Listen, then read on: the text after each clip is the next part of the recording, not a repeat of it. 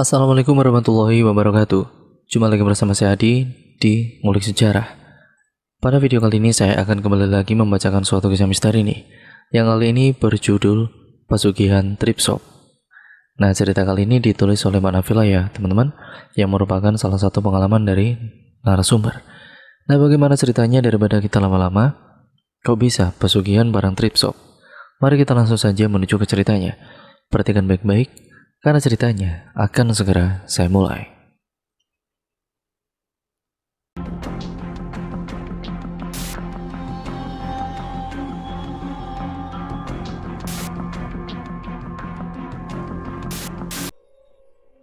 Di usianya yang kini sudah tidak remaja lagi, kita sebut saja namanya Fajar, ingin dapat menghasilkan uang untuknya sendiri. Alhasil, April 2021 lalu, Fajar memberanikan diri untuk membuka bisnis Tripsop. Bisnis baju bekas kecil-kecilannya yang dimulai dengan seorang kawan kuliahnya, kita sebut saja namanya Damar. Nah, bisnis itu dimulai saat masa pandemi berlangsung. Fajar sudah memulai bisnis online-nya, lantaran ia juga di PHK dari tempat kerjanya. Ia harus memutar otak untuk tetap bertahan di kala krisis ekonomi.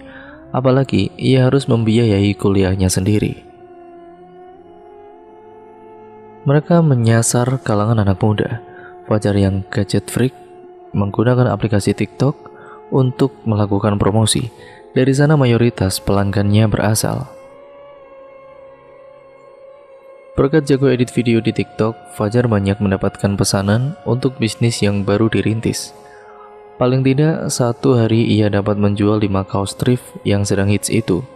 Dan juga banyak teman-teman kampusnya itu yang membeli baju bekas dari toko kecilnya. Akun Instagramnya juga memiliki banyak pengikut. Di bulan Juli, Fajar dan Damar mampu membayar selebgram untuk mengendorse all shop mereka.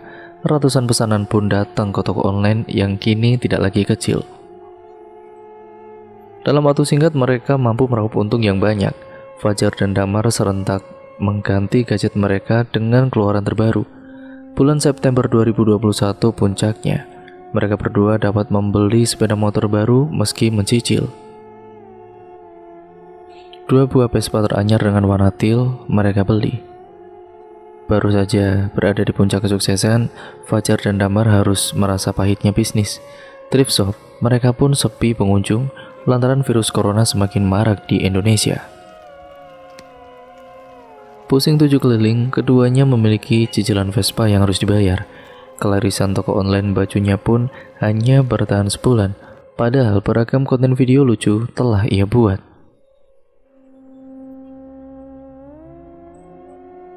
Di bulan kedua online shopnya sepi kembali.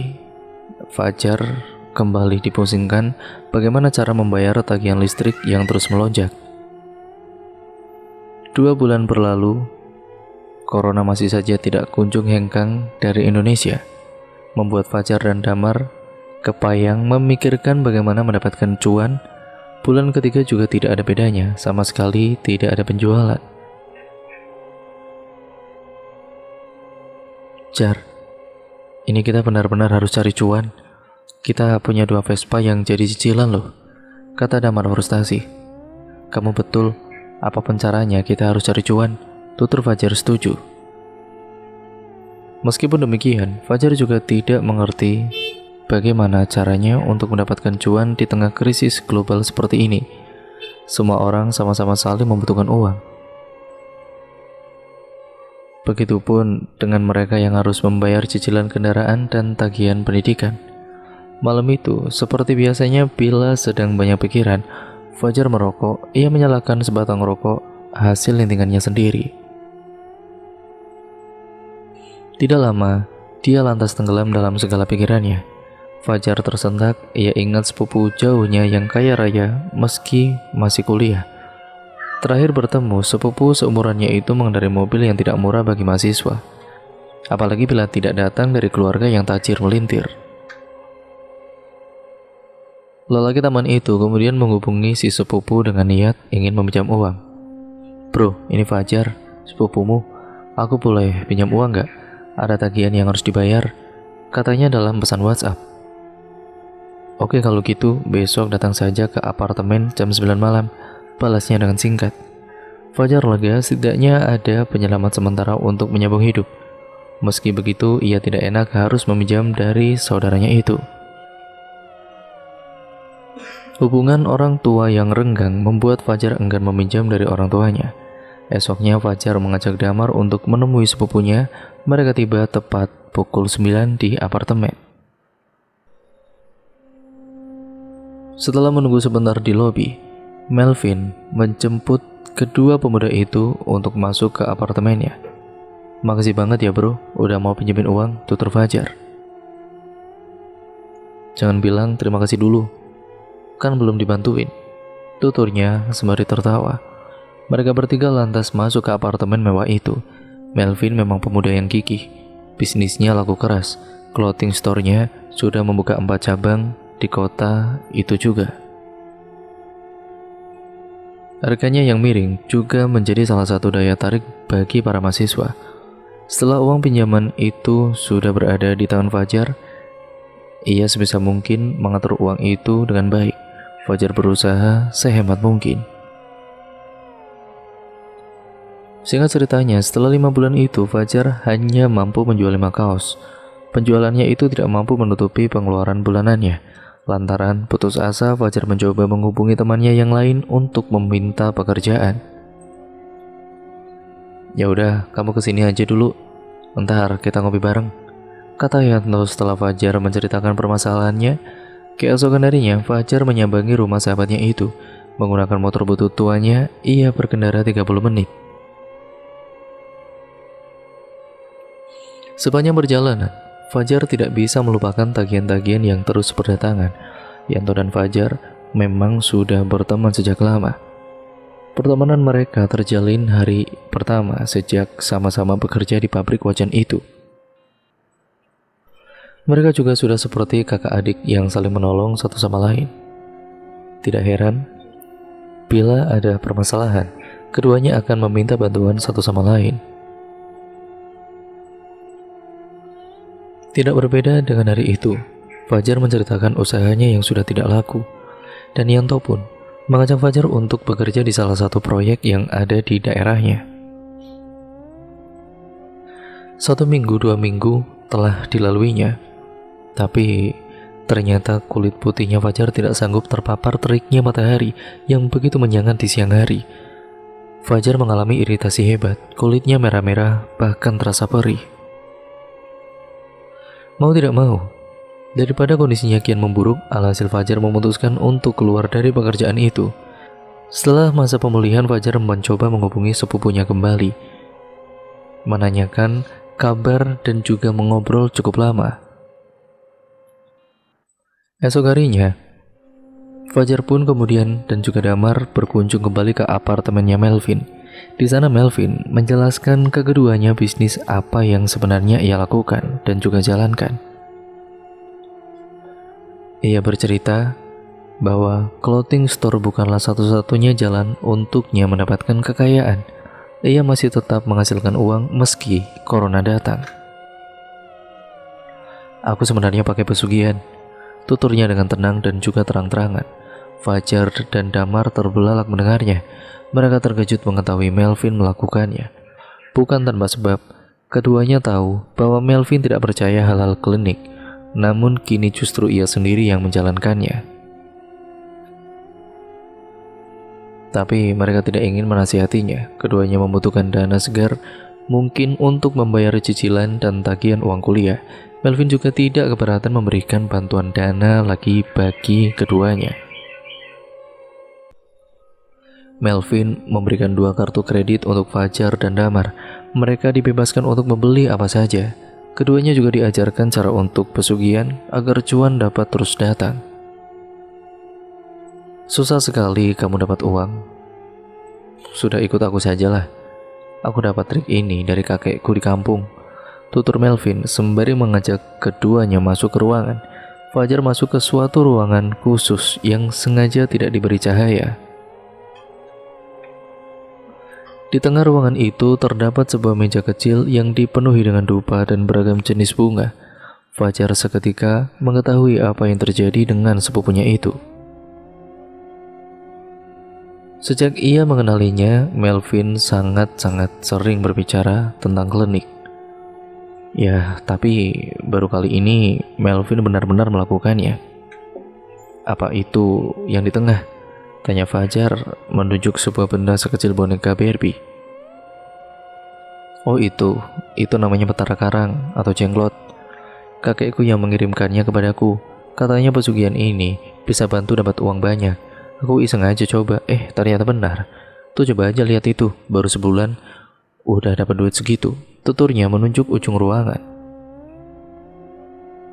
Fajar mengikuti jari telunjuk Melvin. Ia melihat ada sebuah tas gym besar yang penuh. Ia pun kemudian memberanikan diri untuk mendekat dan membuka tas tersebut. Fajar benar-benar terkejut ketika mengetahui tas itu berisi ratusan ribu, ataupun uang ratusan ribu maksudnya, yang tersusun rapi. Wih, gila kamu. Kenapa dari dulu kamu gak bilang-bilang kalau bisa dapat duit dengan mudah? Tanya Fajar dengan marah. Sabar bosku, ini memang mudah, tapi tidak semudah kelihatannya. Kamu harus menyalakan dupa ini semalam suntuk tiap Selasa Wage dan Jumat Kliwon. Ruangan ini harus tidak memiliki akses cahaya matahari. Selain pelaku pesugihan, ruangan ini juga tidak boleh dimasuki oleh orang lain. Apakah kau sanggup? Tanya Melvin. Fajar mengangguk. Ia minta diajari segala proses dan prosedurnya. Hari itu kebetulan merupakan Selasa Wage. Fajar akhirnya memutuskan untuk menginap di rumah sepupunya dan mengikuti ritual. Pukul 7 malam, mereka berdua telah memasuki ruangan itu. Gelap-gelapan, Melvin berusaha untuk menyalakan dupa yang memenuhi meja. Sebanyak 17 dupa telah ia nyalakan. Mereka berdua harus berada di ruangan itu selama 17 dupa itu berubah menjadi asap semua. Ritualnya selesai tepat ketika subuh berkumandang. Keduanya langsung keluar kamar dan segera tidur lantaran sudah terjaga selama suntuk itu.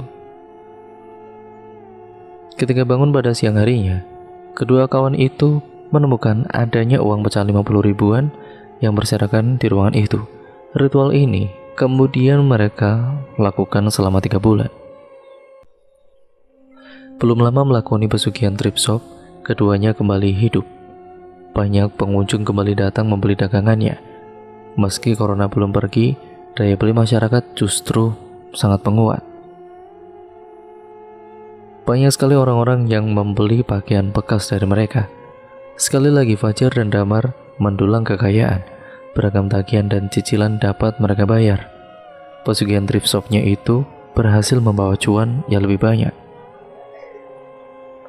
Keduanya juga mampu membeli sapi metal untuk berkurban. Selama itu pula, sudah banyak barang yang Fajar dan Damar beli dari beragam aplikasi online. Kini Fajar juga tidak perlu membuat video TikTok untuk mencari pembeli. Tetapi sayang, kesialan datang.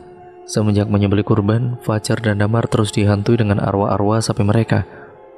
Tiap tidur, kedua sapi itu datang dalam mimpinya dan menanyakan mengapa mereka dibeli dengan uang haram pesugihan. Meski tidak tenang, tapi mereka berdua tidak mempermasalahkannya. Keduanya tetap menghabiskan hari-harinya bergembira. Fajar masih ingat perkataan Melvin kalau dirinya harus bertemu dengan sang dukun yang telah membantu Melvin untuk menyempurnakan ritual pesugihannya.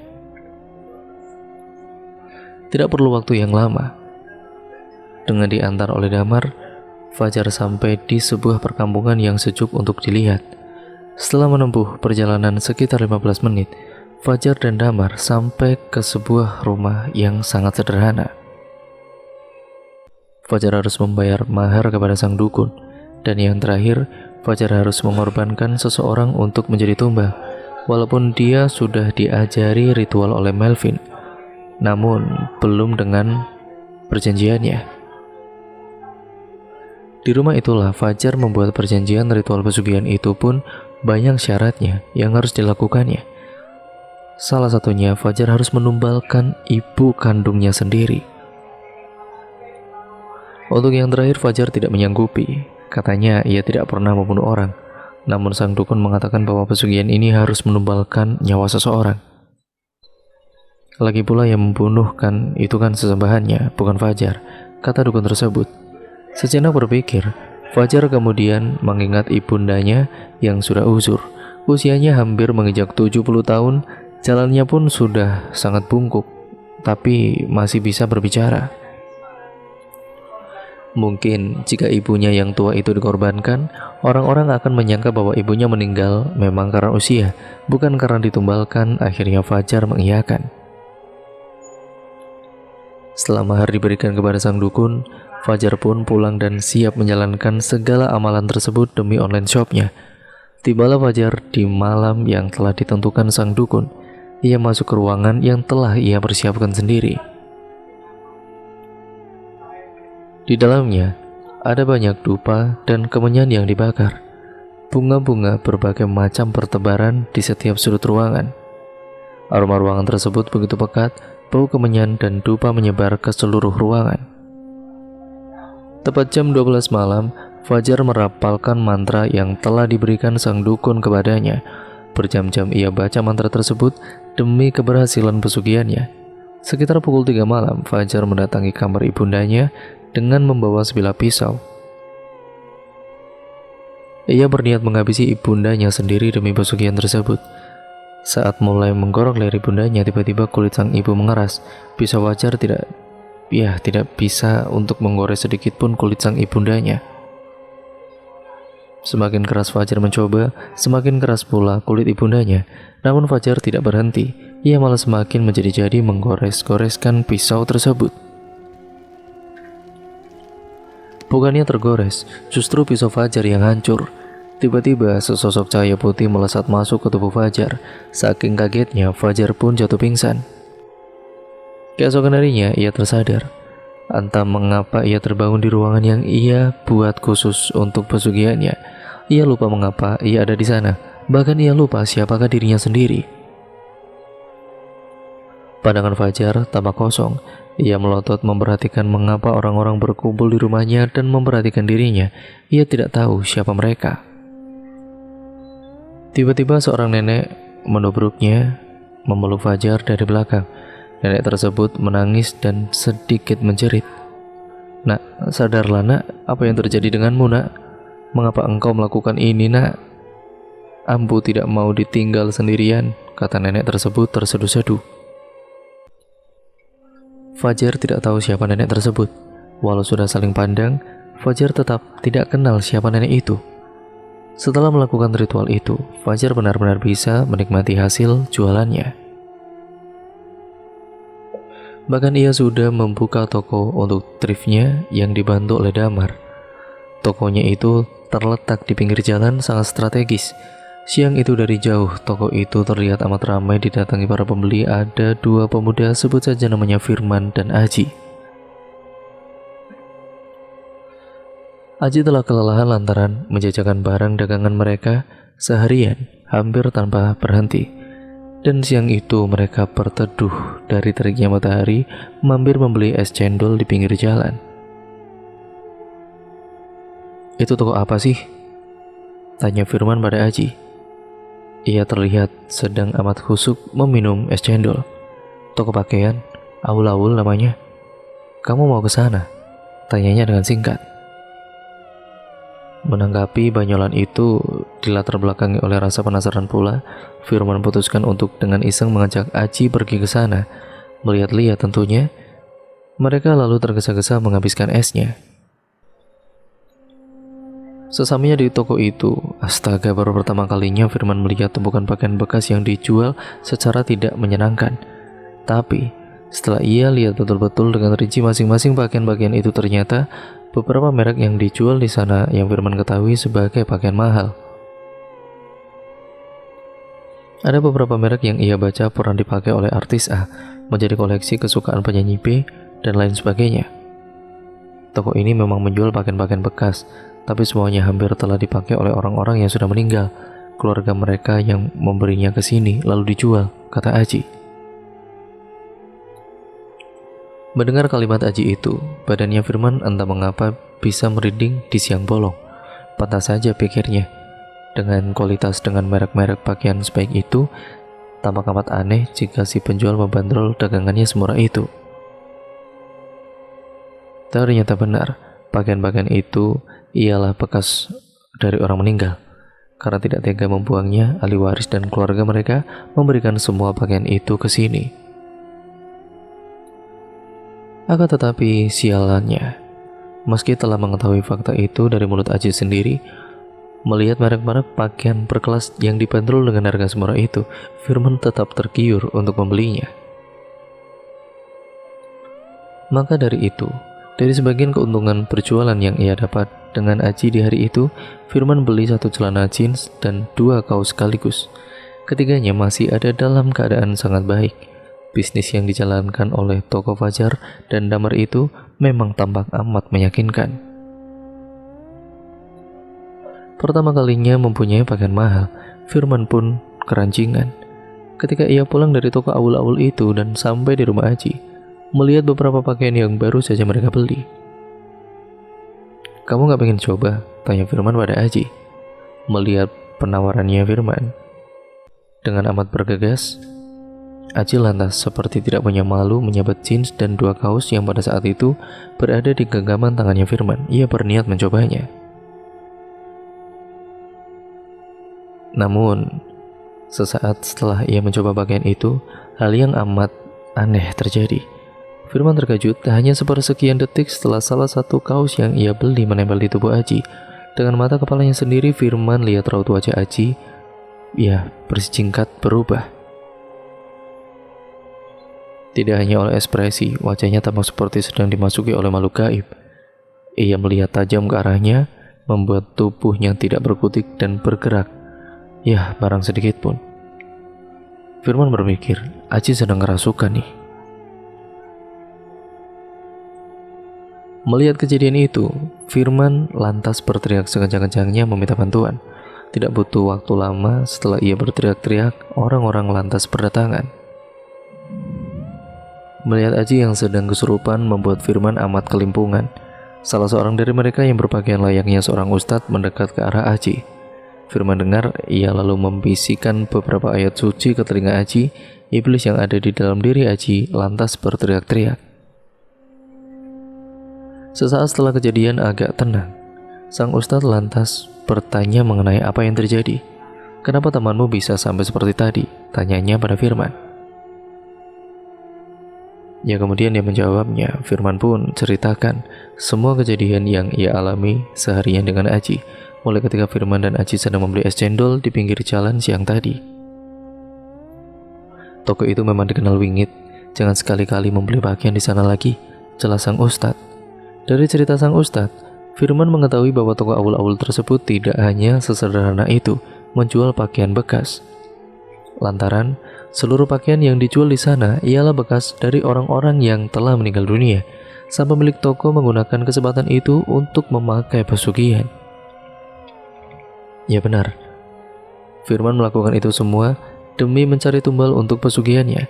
Mungkin Firman dan Aji kala itu masih dilindungi oleh Sang Pencipta, namun toko pakaian itu sudah memakan banyak korban. Penghasilan yang didapat Fajar pun semakin hari semakin tinggi. Bahkan ia setiap tahunnya bisa mengorbankan 5 ekor sapi menggunakan uang hasil pesugihannya. Tidak lupa selama Selasa Wage, Fajar akan melakukan ritual di dalam rumahnya, dan setiap malam Jumat Kliwon ia akan mendatangi kuburan-kuburan orang-orang yang baju bekasnya dijual di toko awul-awul itu.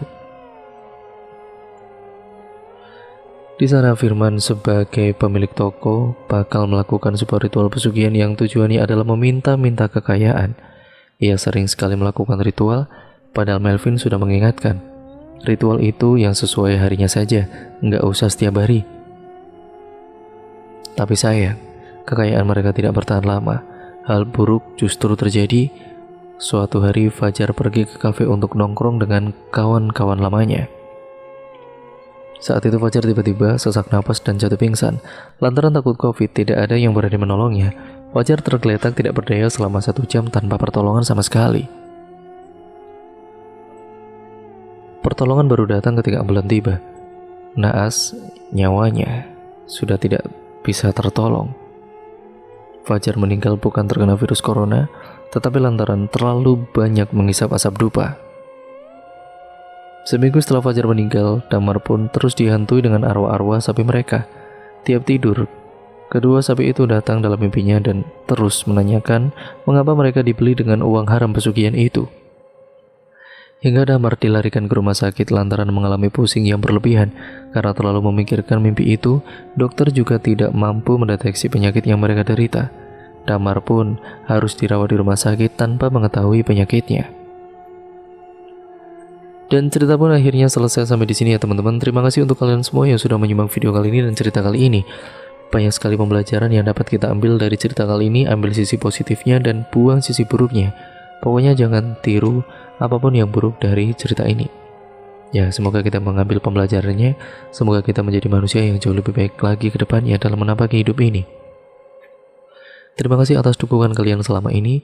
Jangan lupa terus subscribe untuk kalian yang belum, dan nyalakan tombol lonceng notifikasinya agar kalian tidak ketinggalan video terbaru selanjutnya dari channel ini.